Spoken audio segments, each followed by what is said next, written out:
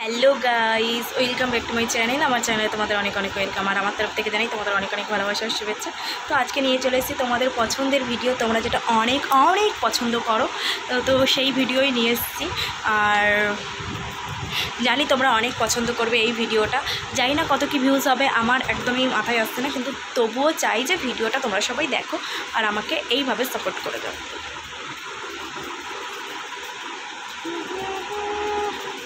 তুমি আমার শয়ন গো, এ নয়নের তুমি গো, চিরদিন আমি তোমার সঙ্গী